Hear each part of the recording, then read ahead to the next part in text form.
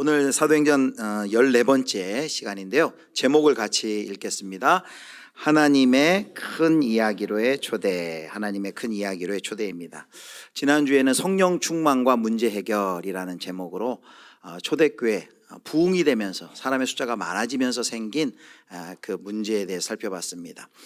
헬라파 유대인들이 자꾸 자기의 과부들이 구제 대상에서 빠지는 것을 보고 히브리파 유대인들을 집단적으로 원망한 것이죠. 공동체가 자칫 이 문제로 분열될 위기 가운데 놓였습니다. 그 위기 속에서 성령 충만한 이 사도들이 이 문제를 어떻게 해결했는지를 살펴봤죠. 그들은 어떤 외적인 조치를 하기 전에 먼저 첫 번째로 자기 자신을 하나님 앞에 되돌아봤어요. 우리가 혹 하나님 앞에 회개해야 되고 돌이켜야 될 것은 없는지 자기 자신을 돌이키고 하나님과의 관계에서 생각했다는 것이죠. 두 번째는 가만히 보니까 그냥 외적인 처방만이 아니라 그 공동체의 영적인 상황을 살펴봤어요.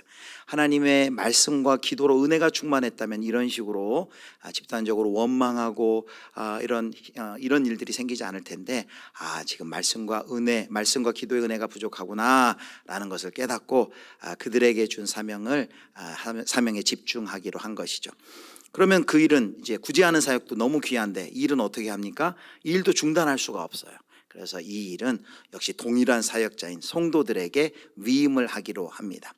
이것이 지난주 우리가 살펴본 이야기였습니다. 우리 예수비전교회 모든 성도님들도 말씀과 기도의 은혜 가운데 또 우리 교회가 함께 감당할 여러 사역들이 목회자만 사역자가 아니라 우리 온 성도가 다 하나님 앞에 사역자인 줄 알아 함께 짐을 지고 함께 교회를 또 섬기는 은혜가 있기를 주님의 이름으로 축복합니다.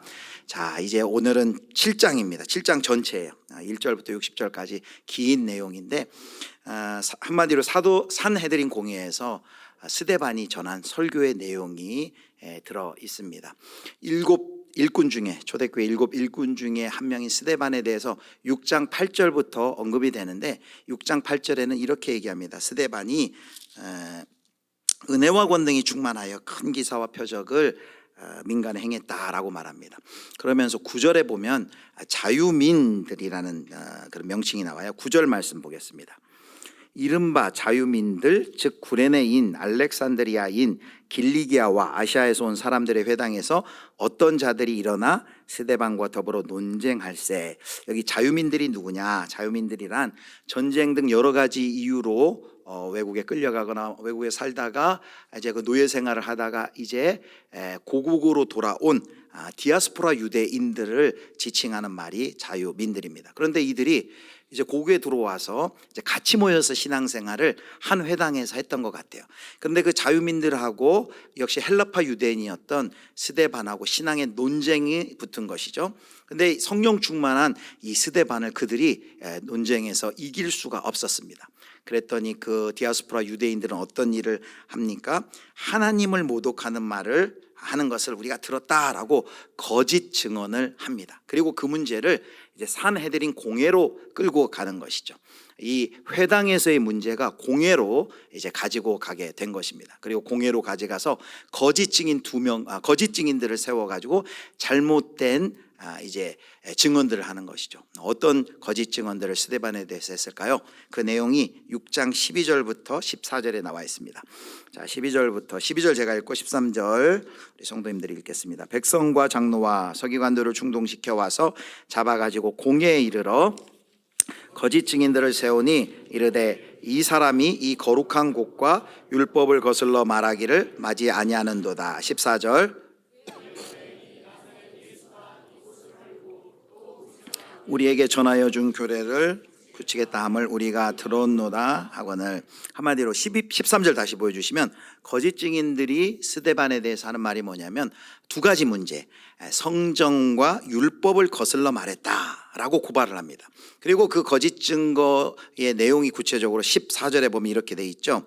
나사렛 예수가 성전을 헐고 모세를 통해 주어진 규례 즉 율법을 고칠 것이라고 했다라는 것이죠.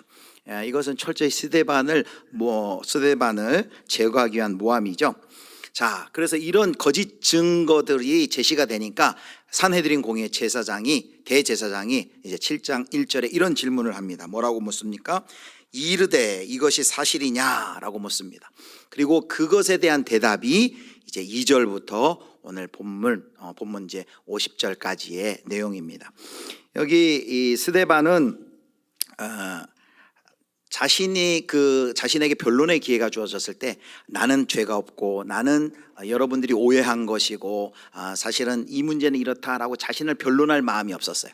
그거보다도 더 중요한 것이 있었어요. 스데반이 7장에 이제 자기에게 기회가 주어졌을 때 하는 이야기는 한마디로 얘기하면 하나님의 오늘 제목처럼 하나님의 큰 이야기를 그들 가운데 합니다. 그래서 2절부터 이스라엘의 역사를 회고하면서 하나님의 이야기, 하나님의 큰 이야기를 시작합니다. 그래서 거기에는 이제 중간에 물론 성정과 율법에 대한 그들의 잘못된 그 고발에 대한 바른 시각도 이제 이야기를 할 것입니다. 자, 7장 2절부터 4절을 보겠습니다. 이 이야기는 이제 아브라함을 필두로 시작이 됩니다. 스데반이 이르되 여러분 부형들이여 들으소서. 우리 조상 아브라함이 하란에 있기 전 메소보다미아에 있을 때에 영광의 하나님이 그에게 보여, 우리 3절 같이 읽겠습니다. 이르시되 내 고향과 친척을 떠나 내가 내게 보일 땅으로 가라 하시니. 4절 아브라함이 갈대아 사람의 땅을 떠나 하란에 거하다가 그의 아버지가 죽음에 하나님이 그를 거기서 너희 지금 사는 이 땅으로 옮기셨느니라. 여러분, 이 방금 읽은 이제 7장 2절에 4절까지 얘기는 우리 잘 아는 창세기 12장에 나온 이야기예요. 하나님께서 메소포타미아 갈대아 우르에 있던 아브라함을 불러서 고향과 친척과 아비집을 떠나 내가 내게 지시할 땅으로 가라라고 명령하시고, 그리고 내 자손이 하늘의 별처럼 바다의 모래처럼 그리고 후손들이 많아질 것이고, 그리고 하나님께서 땅을 주시겠다라는 그 약속을 하면서 아브라함을 부르셨죠.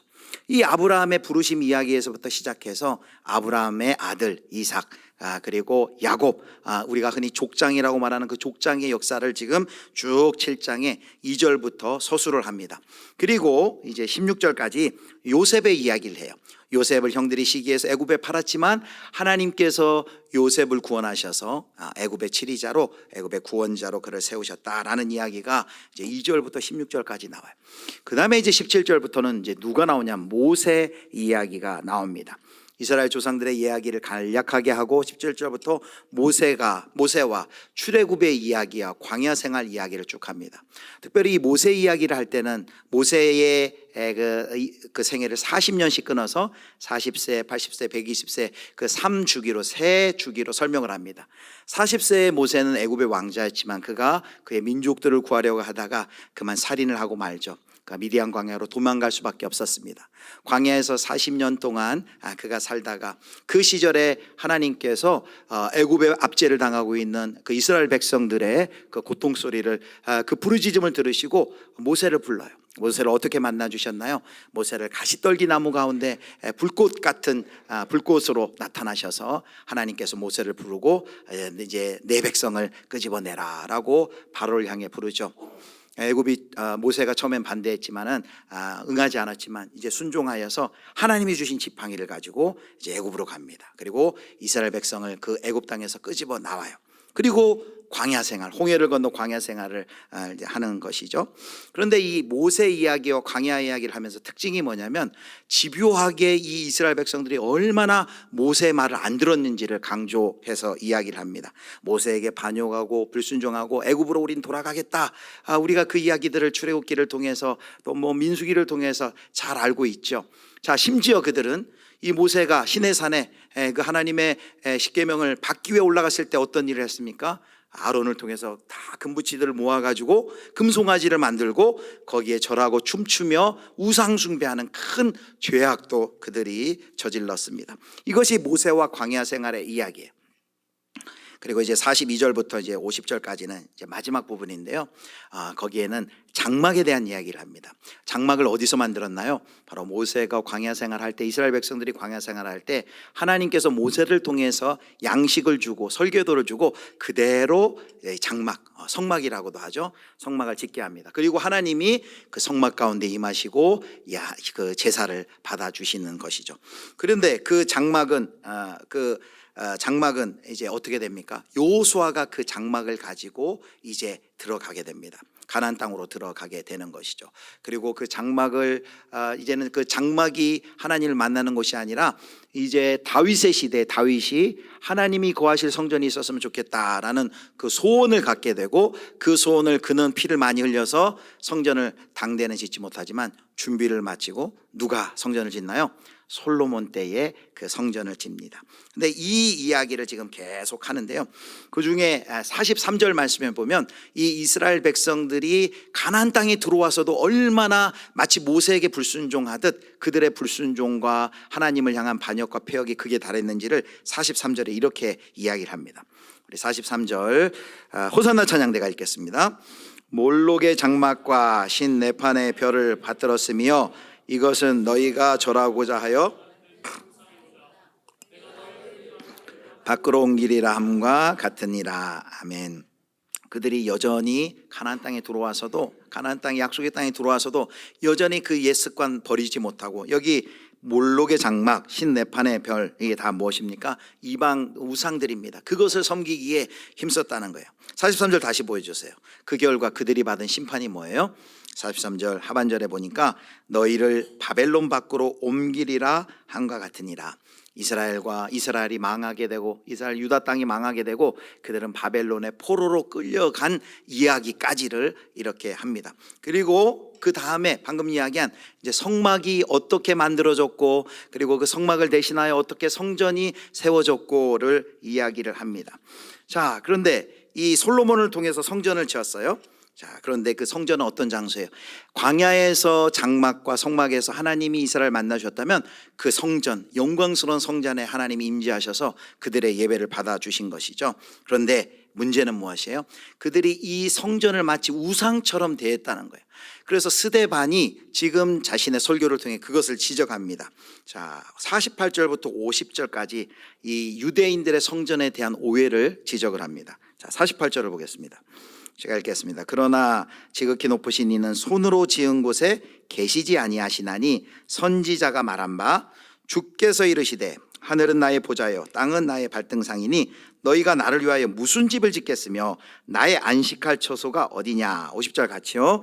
이 모든 것이 다 내 손으로 지은 것이 아니냐 함과 같으니라. 아멘. 물론 성막, 그리고 이스라엘 백성이 지은 그 성전에 하나님이 임하셔요. 거기서 만나주세요. 그런데 하나님이 거기만 계신 게 아니에요. 손으로 지은 그 성전 안에만 계신 것이 아닌데, 지극히 높으신 하나님이 손으로 지은 성전 안에만 계신 것이 아닌데, 마치 이스라엘은 착각한 것이죠. 우리에게 성전이 있으니, 성전이 있는 것만으로도, 우리는 하나님을 소유하고 보유하고 성전으로 제사 지내는 것만으로 해도 우리는 합당한, 하나님과의 관계에서 합당한 상태에 있다라고 그들이 착각하고 있는 것이죠. 하나님의 경륜을 깨닫고 그것을 실천하고 순종하기에 힘쓰기보다는 성전 자체가 있다라는 그 사실에 매몰되어서 허울뿐인 종교적인 생활을 하는 것이죠. 바로 그런 유대교를 향해서 성전 중심, 율법 중심이지만 하나님의 뜻에서부터 떠나 있는 그 유대교를 지금 신랄하게 스데반이 설교를 통해 비판하고 있는 것입니다. 자, 지금 아브라함으로부터 시작해서 이스라엘의 역사를 쭉 서술하면서 지금 스데반이 강조해서 이야기하고 있는 것이 뭐예요? 이 이스라엘의 조상들이 얼마나 불순종했느냐를 이야기하고 있습니다. 왜 이렇게 우리 과거 역사 이야기하면 조상들의 좋은 이야기만 막 하려고 하잖아요. 근데 이스라엘 왜 지금 스데반은 이스라엘 앞에서 조상들의 그런 연약함, 죄, 불순종의 이야기를 지금 이렇게 하고 있는 걸까요? 그 이유가 51절에 나와 있어요. 자, 51절 우리 같이 읽겠습니다. 목이 곧고 마음과 귀에 할례를 받지 못한 사람들아, 너희도 너희 조상과 같이 항상 성령을 거스르는도다. 아멘. 지금 청중을 비판하면서 했던 얘기, 청중을 비판하면서 지금 했던 얘기, 조상들이 그렇게 하나님께 불순종하고 하나님의 말씀을 거역하고 했는데 여기 51절에 중요한 말이 있어요. 너희도 이렇게 합니다. 너희도 너희 조상과 같이 항상 성령을 거스르는도다 라고 말하고 있습니다. 그래서 이 결정적으로 지금 이 이스라엘의 역사는 한마디로 어떤 역사냐? 51절에 이렇게 그들의 유대인들의 폐부를 깊숙이 찌릅니다. 52절 한마디로 그들이 말한 역사는 지금 이스라엘의 역사는 어떤 역사예요? 이제 52절 보겠습니다. 같이 읽겠습니다. 너희 조상들이 선지자들 중에 누구를 박해하지 아니하였느냐? 의인이 오시리라 예고한 자들을 그들이 죽였고 이제 너희는 그 의인을 잡아준 자요 살인한 자가 되나니. 스데반은 의인을 이야기합니다.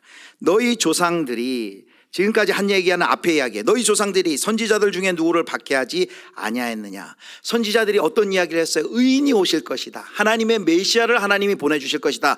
예언하면 그 선지자들을 핍박하고 박해하고 심지어 죽이기까지 했어요. 그런데 그 의인이 왔어요. 그 의인이 왔는데 지금 이스라엘 백성들, 그 유대인들은 한 일이 뭡니까? 그 의인을 죽였고 그 의인을 잡아준 자요 너희가 살인한 자다. 너희가 그 의인을 죽였다라고 지적을 하고 고발을 합니다. 여러분, 여기서 스데반이 말하는 그 의인은 누굴까요? 예수 그리스도. 예수 그리스도를 이야기하는 것이죠. 예수님, 바로 그 의인은 예수 그리스도를 이야기하는 것입니다. 실제로 역사 가운데 많은 선지자들이 이 오실 메시아에 대해서 예언을 했습니다. 그리고 오늘 이 스데반의 이 이야기를 보면 이 하나님께서 세워주신 그 일꾼들을 하나님은 세우는데 다 백성들은 반대를 해요. 예를 들어 요셉 같은 경우 하나님께서 그를 구원자로 세웠지만 그는 그를 미워합니다. 또 모세를 구원자로 세웠지만 그에게 반대하고 애굽으로 돌아가려고 불순종을 합니다. 그리고 또 많은 선지자들을 그들이 그 의인이 오실 것이다 예언한 의인들을 잡아 죽였습니다. 그래서 전승에 의하면 이사야 선지자는 톱으로 켬을 당하고 죽고요. 예레미야 선지자는 애굽 땅에서 돌에 맞아서 죽었다고 전해집니다. 그런데 그렇게 의로우신 자가 올 것이다라고 예언하던 선지자들을 죽이더니 이제 정말 그 의인이, 그 의로운 자가, 예수 그리스도가 메시아가 왔는데 그를 알아보지 못하고 현재 그 공회원들, 현재 유대인들이 너희는 그 의인을 잡아준 자여 살인한 자가 되었다 라고 그들의 그 잘못한 큰 죄악을 그들 가운데 그들에게 알려줍니다. 이렇게 고발하니 그들의 마음이 어떨까요? 여기까지가 이제 52절까지의 내용입니다. 사랑하는 성도 여러분, 지금 스데반이 한 일은 뭐예요? 자기가 자기에게 이 일이 사실이냐라고 그 스데반에게 제기된 그 죄명에 대해서 그것은 잘못된 거고 오해고 하면서 자기를 변호하는 데 관심이 있기보다는 아브라함으로부터 시작해서 지금 그 이야기를 쭉 하는 것이에요. 이스라엘의 역사를 이야기해요. 그런데 지금 이 스데반이 하고 있는 이야기는 어떤 이야기예요? 단순히 이스라엘의 역사의 이야기가 아니라 하나님께서 아브라함을 택하시고 불러 그와 약속하시고 그 하나님의 약속, 하나님의 구원의 계획을 어떻게 이루어 나가고 계시고 그것이 어떻게 이루어지고 어떻게 진행되어 나가는지 그 하나님의 구원의 역사를 지금 설명하고 있는 것입니다. 이것을 뭐라고 얘기해요? 바로 구원사라고 이야기를 하는 것이죠. 스데반은 이스라엘의 역사를 어떻게 본 거예요? 단순히 이스라엘의 역사를 그냥 역사의 하나가 아니라 하나님께서 그 역사 가운데 개입하셔서 하나님의 구원 계획을 세우시고 하나님의 구원의 목적을 이루어 가시는 그 역사로 스데반은 그 역사를 바라보고 그 역사를 바로 이 유대인들에게 말하고 있는 것이죠. 사랑하는 성도 여러분, 그래서 오늘 우리는 이 스데반의 긴 설교의 이야기를 통해서 우리가 첫 번째로 우리가 기억해야 될 것이 있습니다. 자, 우리 첫 번째 같이 읽겠습니다. 하나님이 구속을 이루어가는 큰 이야기 속에 우리는 살고 있다. 하나님이 구속을 이루어가는 큰 이야기 속에 우리는 살고 있다. 성경의 이 이야기는요, 하나의 큰 이야기입니다. 여기 잠언도 있고 또 좋은 말씀도 있고 그래서 우리가 끊어서 이렇게 외우기도 하고 하지만은 단순히 성경의 이야기는 그때그때 필요한 전화번호 필요할 때 열고서 전화번호 찾듯이 그렇게 찾는 책이 아니라 창세기 1장 1절을 열어서 요한계시록까지 이어지는 하나님의 원대한 이야기예요. 하나님의 구원의 이야기예요. 하나님이 온 세상을 창조하셨는데 인간의 그 죄악으로 말미암아 이 세상이 깨어지고 부셔졌는데 그 깨어지고 병든 세상을 하나님이 어떻게 구원해 나가시려고 하는지 그 하나님의 구원의 이야기란 것이죠. 바로 성경은 하나님의 큰 이야기, 하나님의 구원의 이야기이고, 바로 그 하나님의 이야기가 나와 상관없는 이야기가 아니라 바로 그 이야기 속에 내가 부르심을 받았다는 것을 저와 여러분이 꼭 기억하시기를 축복합니다. 하나님의 구원의 이야기, 하나님의 구원의 이야기에 저와 여러분이 부름을 받았다는 거예요. 스데반이 그 이야기를 지금 하고 있는 것입니다. 여러분, 성경의 이야기는 어떤 이야기일까요? 이스라엘의 역사의 이야기일까요? 세상에는 그렇게 이야기를 해요. 또 뭐 잠언이나 또 전도서를 보면 세상에 뭐 좋은 그 지혜가 잠겨 있지라고 이야기할 수도 있어요. 그러나 이 성경 전체는 어떤 이야기입니까? 한마디로 얘기하면 온 세상에 대한 참된 이야기다라고 말할 수 있습니다. 이 이야기는 온 세상을 포괄하는 이야기입니다. 단순히 어떤 한 개인이나 한 나라에 관한 이야기가 아니라 온 우주와 온 세상과 온 역사를 포괄하며 그것에 대한 우리의 삶에 대한 우리의 삶을 이해할 수 있는 그 해석의 근거를 보여주는 큰 이야기다라는 것이죠. 바로 우리가 그 큰 이야기를 이해할 때 비로소 우리가 누구이고 왜 우리가 여기 서 있고 우리가 어떠한 사명을 가지고 살아가는지를 우리가 해석해 낼 수 있는 것이죠. 사랑하는 성도 여러분, 어떤 이야기를 좋아하세요? 이야기 좋아하십니까? 뭐 나라마다도 이야기가 있어요. 우리나라도 단군 신화가 있고 나라들마다 여러 가지 건국 신화들이 있어요. 또 공동체마다도 이야기가 있어요. 우리 예수비전교회도 전해 오는 그 이야기가 있을 거예요. 공동체마다 이야기가 있습니다. 여러분 가정에도 자랑할 만한 이야기들, 또 내세울 이야기들이 있어요. 이야기는 단순히 이야기가 아니라 그 안에 뭐가 들어있습니까? 바로 가치가 들어있어요. 그래서 이 세상 속에서는 이야기의 싸움이 일어나고 있습니다. 다 각자가 모든 종교와 모든 철학이 그 이야기를 가지고 있고 그 이야기는 가치를 이야기합니다. 그리고 그 이야기는 서로 경쟁을 합니다. 그렇다면 우리 21세기 대한민국, 이 대한민국을 압도하는 많은 사람들이 끌려가고 있는 그 이야기는 무엇일까요? 여러분, 무엇이라고 생각합니까? 21세기 대한민국을 평등사회라고 이야기한대요. 왜 평등사회냐? 너는 몇 평에서 사냐? 라는 그 몇 평의 평자와, 그리고 너는 몇 등 하냐? 라는 그 등. 이 부동산과 학벌주의라는 그 이야기 가운데 온 우리 한국 사람들이 그것에 매여 있다라는 것이죠. 우리는 어떤 이야기 가운데 속해 있다고요? 하나님의 이 구원의 이야기, 하나님의 이 사랑의 이야기, 성경의 이야기가 바로 우리가 이야기와 상관없는 자가 아니라 이 이야기 가운데 우리가 초대되었다는 것이죠. 자, 그렇다면 우리는 어떤 이야기에 붙잡혀 살고 있습니까? 우리가 교회를 다닌다고 이 이야기를 당연히 사는 것은 아닙니다. 교회를 여전히 다니지만 이사만 하려면 손 오는 날이 언제인지 찾는 사람은 어떤 이야기에 붙잡혀 있는 거예요? 샤머니즘과 그리고 세속의 그 무속신앙에 붙들려 있다라고 볼 수 없는 것이죠. 여러분, 저와 여러분은 어떤 이야기 가운데 붙잡혀 있습니까? 하나님의 큰 구원의 이야기가 있고 온 세상을 포괄하는 온 세상에 대한 참된 이야기가 성경의 이야기이고 바로 그 이야기 가운데 저와 여러분이 초대되었다는 것을 여러분 꼭 가슴에 새기시기를 주님의 이름으로 축복합니다. 자, 두 번째, 우리가 이 스데반의 이야기를 통해 또 반드시 깨달아야 할 것이 있어요. 지금 스데반을 향한 그 거짓 증거 두 가지가 뭐라 그랬어요? 율법과 성전을 이 사람이 지금 반하고 있다라고 이야기를 합니다. 거슬러서 말했다라고 고발을 당했어요. 그런데 지금 이 스데반이 그의 설교를 통해 율법과 그리고 성전에 대한 바른 관점에 대해서 이야기를 합니다. 스데반은 성전과 율법에 대해서 어떻게 이야기합니까? 먼저 성전에 대해서 예수님께서는 바로 새로운 이 성전의 대체자라고 이야기를 하는 것이죠. 율법에 대해서 예수님은 율법을 폐하러 온 것이 아니라 율법을 어떻게 하러 오셨다 그랬어요? 예수님은 율법을 완성하기 위해서 오신 분이다 라는 것을 이야기를 합니다. 바로 성전과 율법이 다 뭘 지향하고 있어요? 예수 그리스도를 향해 가고 있습니다. 성막, 광야 시대의 그 성막도 뭘 상징해요? 오실 예수 그리스도, 새 성전이신 예수 그리스도를 지향하고 있는 것입니다. 이 율법도 폐하는 것이 아니라 율법을 완성하기 위해서 예수님께서 오신 것이죠. 지금 스데반은 그의 설교를 통해서 누구를 드러내고 있어요?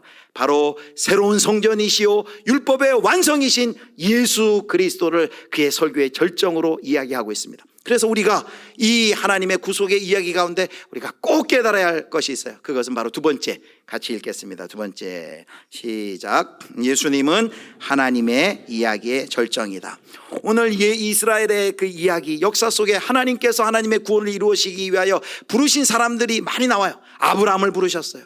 이삭을 부르셨어요. 야곱을 부르셨어요. 그리고 또 요셉을 부르셨어요. 그리고 또 모세를 부르셨어요. 또 여호수아를 부르셨어요. 또 솔로몬을 부르시고 다윗을 부르셨어요. 자, 그런데 그 부르심의 가장 중요한, 그 많은 사람을 일꾼으로 부르지만 그 부르심의 가장 중요한 분 누구를 부르셨습니까? 바로 우리 주 예수 그리스도를 부르시고 그 예수님을 보내시고 그분이 십자가의 죽으심과 부활을 통해 하나님께서 이 땅을 향해선 그 구원의 계획, 하나님이 망가지고 깨어진 이 세상을 향한 하나님의 구원의 계획이 목적인지 명확하게 예수 그리스도를 통해 우리에게 드러낸 것입니다. 그래서 하나님의 구원사의 절정은 누구예요?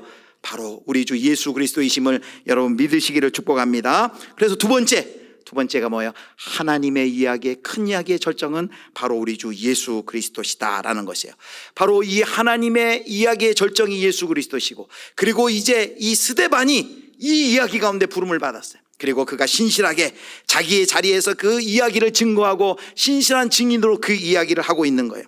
그 이야기를 이제 우리도 저와 여러분도 부름을 받아서 이 이야기를 전하고 이 이야기를 우리가 살아가야 하는 것이에요. 그런데 스데반을 보니까 이 이야기를 전하고 이 이야기대로 살아갈 때 어떤 그가 대우를 받았습니까? 그가 경험한 일이 뭡니까? 이제 마지막 54절에서 60절까지예요. 자, 스데반이 폭풍같이 너희들이 그 의인을 잡아서 그를 살인하였도다 라고 정죄를 하였어요. 자, 그랬더니 스데반의 설교를 듣고 그들이 어떤 반응을 보였을까요? 자, 54절 보겠습니다. 제가 읽겠습니다. 그들이 이 말을 듣고 마음에 찔려 그를 향하여 뭘 갈았대요? 이를 갈았다 그랬습니다. 더 이상 듣기 싫다, 보기 싫다라는 것이죠. 그뿐만이 아니에요. 57절 8절을 보면은 더 이상 스데반의 설교를 듣기 싫다라고 해서 어떻게 합니까? 57절에 그들이 큰 소리를 지르며 귀를 막고, 듣기 싫다는 거죠. 일제히 그에게 달려들어 성 밖으로 내치고 뭘로 쳤대요? 돌로 칠세. 돌을 다 잡고서 그를 돌로 칠세. 증인들이 옷을 벗어 사울이라 하는 청년의 발 앞에 두니라 라고 말합니다. 스데반의 설교는 여기서 중단이 돼요. 사실 스데반이 이렇게 막 몰아세우는 설교로 끝내지 않았을 거예요. 사실 스데반은 이렇게 너희가 이런 죄를 지었다라는 그들의 죄를 만천하에 드러낸 후에 스데반이 뭘 이야기를 했을까요? 그 다음은 분명히 하나님은 얼마나 자비로우시고 긍휼이 많으신지, 너희들이 회개하고 돌아오면 너희를 영접하실 것이다. 예수를 주로 고백하고 회개하고 주님께 돌아오라라는 그 말을 분명히 스데반은 했을 것입니다. 그런데 거기까지 설교가 나가기도 전에 이 흥분한 유대인들이 귀를 막고 이를 갈며 눈이 충혈되어 분노에 가득 차서 돌을 가지고 스데반을 쳐서 죽입니다. 자, 그렇게 스데반이 돌에 맞아 죽으면서 죽을 때 스데반의 마지막 모습이 59절 60절에 나와 있어요. 우리 같이 스데반의 마지막 모습 보겠습니다. 59절 같이 읽겠습니다. 그들이 돌로 스데반을 치니 내 영혼을 받으시옵소서 하고 무릎을 꿇고 크게 불러 이르되 주여 이 죄를 그들에게 돌리지 마옵소서, 이 말을 하고 자니라. 그들이 큰 소리를 지르면서 귀를 막고 이를 갈고 돌로 쳐서 스데반을 죽일 때 스데반이 여기 보니까 내 영혼을 받으시옵소서 무릎을 꿇고 그가 했던 기도가 마지막 60절에 나오는데 이 죄를 그들에게 돌리지 마옵소서. 성도 여러분, 이 기도를 들으면 누구의 기도와 많이 닮았나요? 예, 예수 그리스도. 예. 이 교회에서 퀴즈 내면 거의 예수님 얘기하면 거의 정답일 확률이 많죠.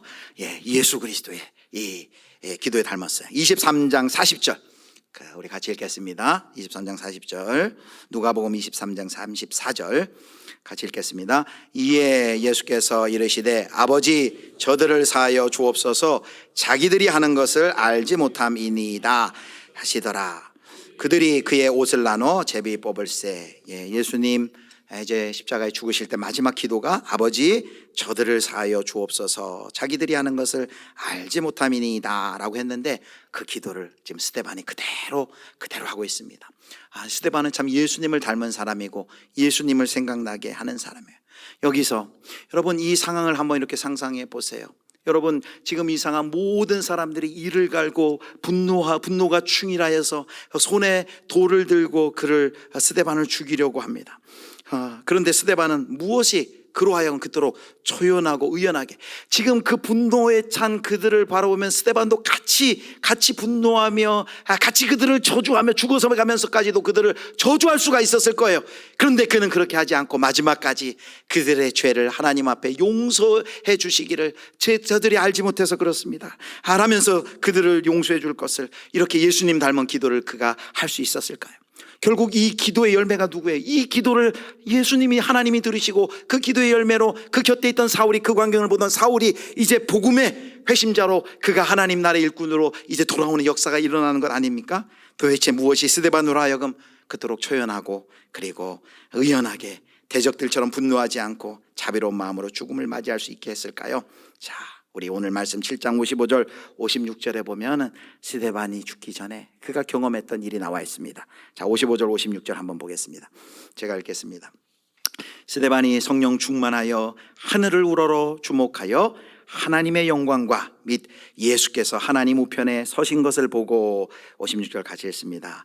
말하되 보라, 하늘이 열리고 인자가 하나님 우편에 서신 것을 보노라. 아멘. 지금 스데반이 뭘 봤어요? 죽기 전에 하늘이 열리며 뭘 봤습니까? 죽으시고 부활하셔서 하나님 보좌 우편에 계신 예수 그리스도가, 인자가 하나님 보좌 우편에 계신 예수 그리스도가 일어서 있는 것을 봤어요. 벌떡 일어서 있는 것을 봤습니다. 여러분, 성경의 많은 부분들이 다 예수님이 다 앉아 계세요. 예수님이 하나님 보좌 우편에 앉아 계세요. 앉아 있는다는 건 뭐예요? 힘들어서 앉아 있나요? 통치하고 다스린다는 거예요. 왕이시라는 것이 바로 보좌에 앉아 있는다는 거예요. 그런데 이 순간만큼은 앉아 계시던 그 예수님께서 벌떡 자리에서 일어나셔서 지금 위기에 처한, 죽음의 위기에 처한 스데반을 바라보고 계십니다. 왜 예수님께서는 일어나셨을까요? 바로 예수님께서 일어나셨다라는 것은 바로 일어섬은 변호의 자세입니다. 이스라엘의 가장 높은 법정 사내들인 법정은 그를 향해서 그가 신성모독하였다, 그를 죽여야 된다라고 판정을 했지만, 지금 예수님께서는 하나님 앞에서 벌떡 일어나셔서 하나님 앞에서 중보하고 계신 것입니다. 이는 신실한 자입니다, 이는 의인입니다 라면서 스데반을 위하여서 그를 변호하시면서 그를 위하여서 중보기도 하고 계신 분이십니다. 여러분, 예수님이 얼마나 급하셨길래 그 자리에서 벌떡 일어났을까요?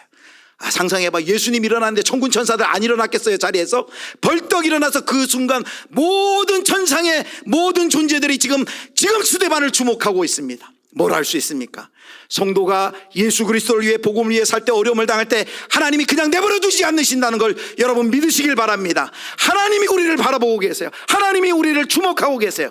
그리고 그가 그 믿음을 끝까지 지키도록 하나님이 변호하시고 중보하시고 우리에게 힘을 주시는 줄 여러분 믿으시길 바랍니다. 그렇다면 우리가 질문했죠. 왜 어떻게 스데반은 그런 죽음의 위기 가운데서 같이 분노하지 않고 그렇게 의연하게 마지막까지 예수의 사랑을 그들 가운데, 사랑을 위하여서 기도할 수 있었나? 바로 부활하시고 승리하신 예수님, 그분을 바라보았기 때문이에요.